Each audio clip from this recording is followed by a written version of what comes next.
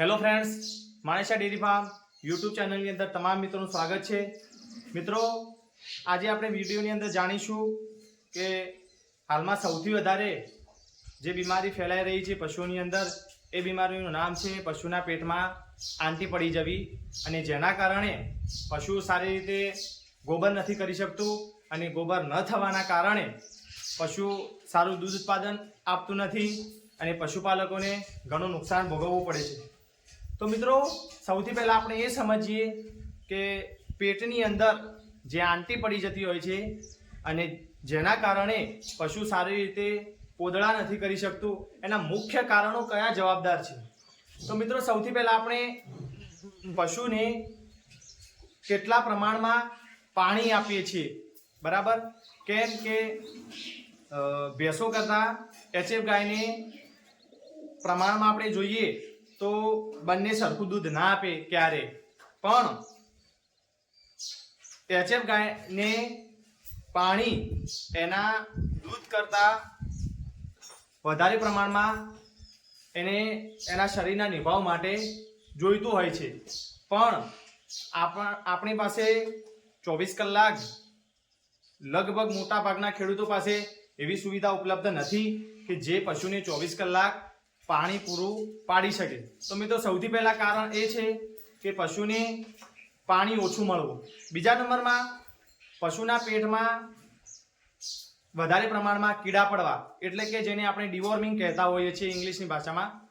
તો મિત્રો, એને સમયાંતરે આપણે ડિવોર્મિંગ જો કરતા હોઈએ તો મોટાભાગે આ પ્રશ્ન ઉદ્ભવતો નથી, પણ જે પશુપાલકોને જાણ જ નથી કે પશુને કીડાની દવા કેટલા સમયાંતરે આપવી જોઈએ, બરાબર, એનો આપણે અલગથી વિડીયો બનાવીશું। પણ આજે એ પણ મુખ્ય કારણ બનતું હોય છે।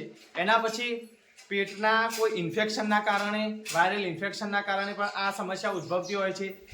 ચોથા નંબરમાં આપણે જોઈએ તો આપણે કોઈ પણ પ્રકારના ભૂસા ખવડાવતા હોઈએ, એમાં જોઈએ તો ઘઉંનું ભૂસું, ચણાનું ભૂસું, બાજરાનું ભૂસું, અથવા મકાઈની કુટ્ટી, અથવા બાજરીની કુટ્ટી, અથવા જુવારની કુટ્ટી, કોઈ પણ સૂકા ઘાસચારો જ્યારે વધારે પ્રમાણમાં પશુ ખાઈ જાય છે અને એના ખાવાના કારણે એની ડાયજેશન પ્રક્રિયા એના પેટની અંદર વધારે પ્રમાણમાં જે પાચન શક્તિ હોવી જોઈએ એ થતી નથી, અને એના કારણે આ સમસ્યા ઉદ્ભવતી હોય છે।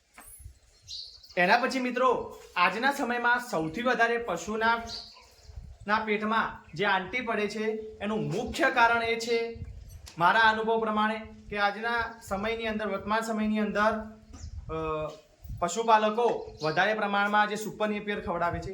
હવે કયા પશુપાલકને એ પણ જાણ નથી કે કયા પશુને કેટલા પ્રમાણમાં સુપર નેપિયર દિવસ દરમિયાન આપવું જોઈએ, અને કેટલા લીટર દૂધવાળાને કેટલા પ્રમાણમાં આપણે સુપર નેપિયર આપવું જોઈએ, એની જાણ નથી, અને આપણે વધારે પ્રમાણમાં પશુને સુપર નેપિયર આપી દઈએ છીએ। એ તમે ચાહે કુટીના સ્વરૂપમાં આપો કે પછી તમે એમને એને સુડા વડે એના 3 અથવા 4 ભાગ કરીને આપો, પણ સુપર નેપિયરથી આજના સમયમાં જે પશુના પેટમાં તકલીફો થઈ રહી છે એનું મુખ્ય કારણ સુપર નેપિયર છે।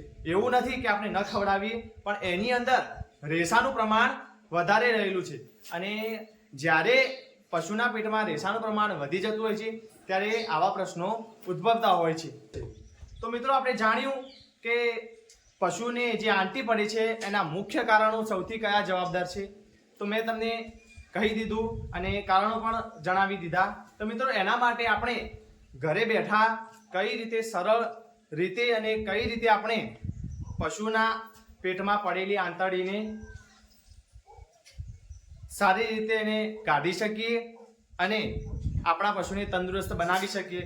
તો મિત્રો, આજે તમારા માટે સરળ અને ઘરે બેઠા, અને એ પણ એકદમ ફ્રીમાં તમે ઈલાજ કરી શકશો। તો સૌથી પહેલાં તમારે કડવા લીમડાના 250 ગ્રામ પાંદડા લેવાના છે।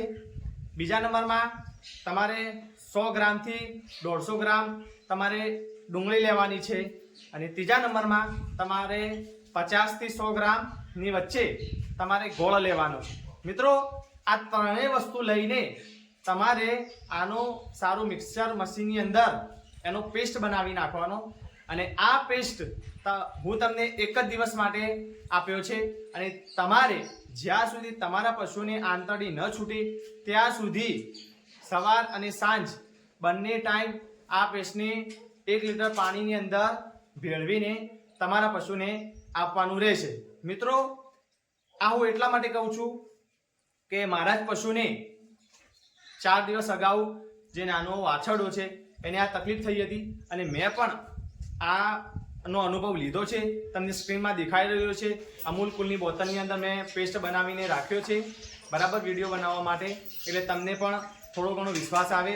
અને જો તમારા પશુને વધારે પ્રમાણમાં પેટની આંતરડી પડી છે તો આ ઉપાય કરશો તો ચોક્કસ તમારા પશુની અંદર 100% રિઝલ્ટ મળશે. તો મિત્રો વિડીયો કેવો લાગ્યો કોમેન્ટ કરીને જણાવજો અને જે પણ મિત્રો આપણી ચેનલમાં નવા આવ્યા હોય એ મિત્રો આપણી ચેનલને સબસ્ક્રાઇબ કરી નાખજો. સાથે સાથે બેલ આઇકનના નિશાનને પણ દબાવજો. અને હા, આપણે ઇન્સ્ટાગ્રામ એકાઉન્ટ પણ બનાવી દીધું છે, એની લિંક હું ડિસ્ક્રિપ્શન બોક્સની અંદર આપી દઉં છું, તો બધા મિત્રો જઈને ત્યાં ફોલો કરી નાખજો. Thank you.